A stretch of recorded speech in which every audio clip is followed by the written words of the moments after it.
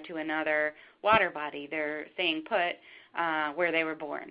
And they're found in almost all water bodies nationwide. And for this project, because we were trying to determine how useful they were as a sentinel, we actually limited the sampling window, and it was generally half hour to an hour per lake to pull out adequate numbers of samples.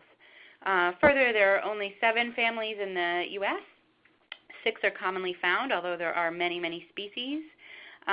Each individual also goes through 12 to 14 instars, which are molts, so there's a range of sizes. And we're normally targeting the bigger ones. They've been in the water longer, and they're easier to analyze. So as I mentioned, dragonfly larvae, they're predators. They'll eat pretty much anything that's alive that they can possibly manage to grab. Doesn't even have to fit in their mouth.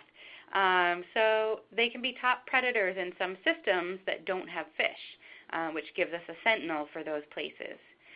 They're available in really high densities, so there aren't too many studies that tell you how many dragonfly larvae are likely to live in a lake, but it could be up to 100 individuals per square meter. And like I said, we're showing up at a lake and we've got plenty of samples in half an hour with a couple of people with a net.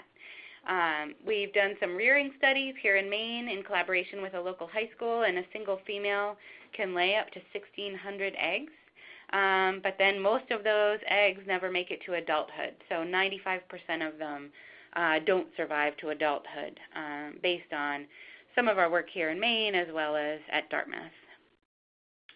The samples grow large, so we receive samples averaging about 20 millimeters in length, and we've gotten them up to 48 or 50 millimeters. There's plenty of tissue to analyze in the lab, whereas something really small like a mayfly